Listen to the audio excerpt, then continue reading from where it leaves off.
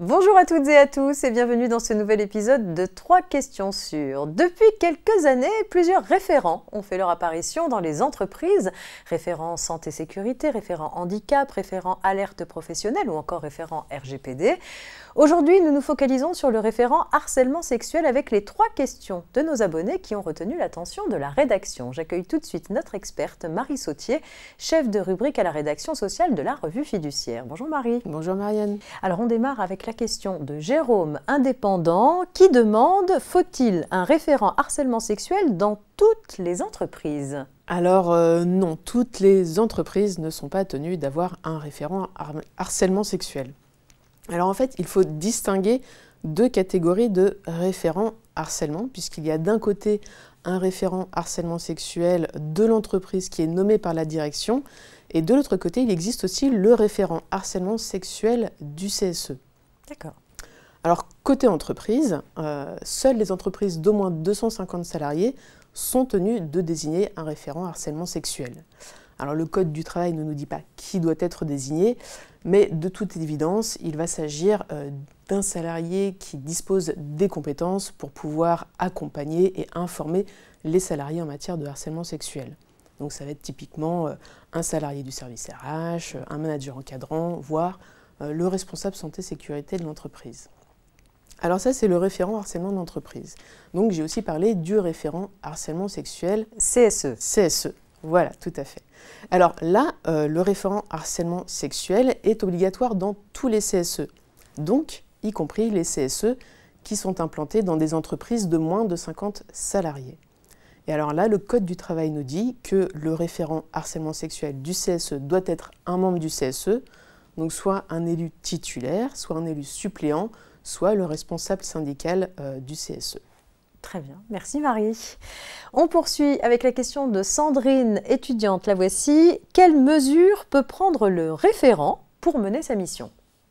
Alors, on va déjà parler de la mission du référent. Le Code du travail nous dit que pour le référent harcèlement de l'entreprise, eh bien, sa mission, c'est d'orienter, d'informer et d'accompagner les salariés dans la lutte contre le harcèlement sexuel et les agissements sexistes. Donc on voit que cette mission, elle est définie de façon assez large. Et en fait, c'est le référent harcèlement qui va déterminer lui-même les actions qu'il veut mettre en place dans l'entreprise. Donc on peut donner quelques exemples. Typiquement, ça va être la création d'une boîte email dédiée pour les salariés victimes ou témoins de harcèlement. Ça peut être, bien entendu, être des supports de communication à afficher ou à diffuser. On peut aussi penser à l'organisation d'une conférence sur le harcèlement sexuel avec l'intervention d'un cabinet spécialisé.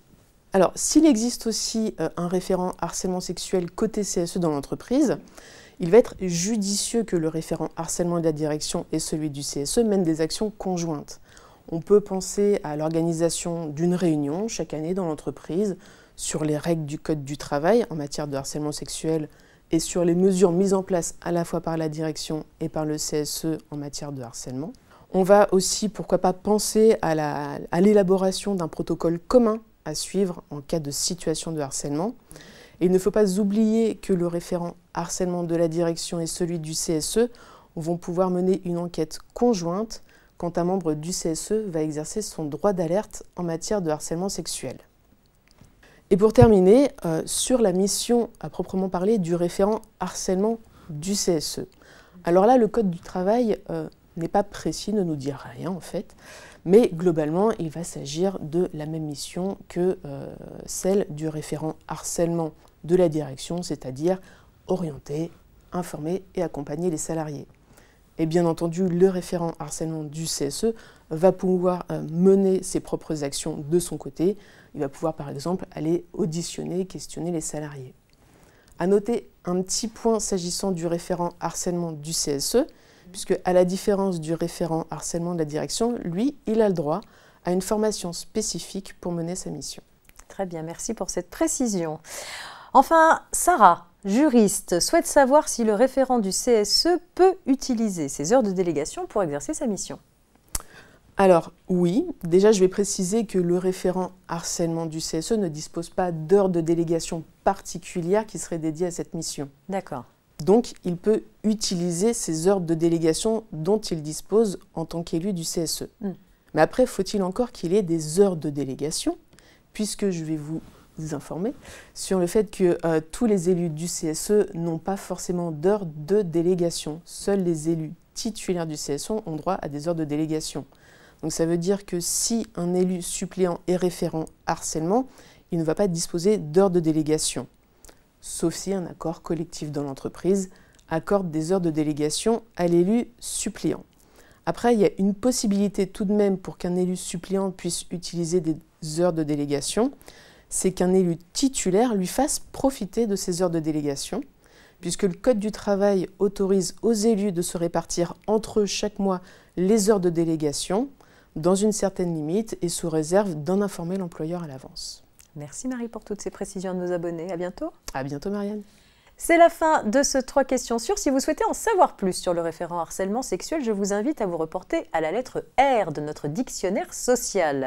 Prenez également le temps de découvrir l'ensemble de notre offre vidéo en vous abonnant à la chaîne YouTube du groupe Revue Fiduciaire. En activant la petite clochette des notifications, vous êtes immédiatement prévenu dès qu'une nouvelle vidéo est disponible. On se retrouve la semaine prochaine pour un nouveau 3 questions sûres et sa thématique à découvrir dans votre newsletter. N'hésitez pas à poser toutes vos questions aux experts de la Revue Fiduciaire. Je vous souhaite une très agréable journée.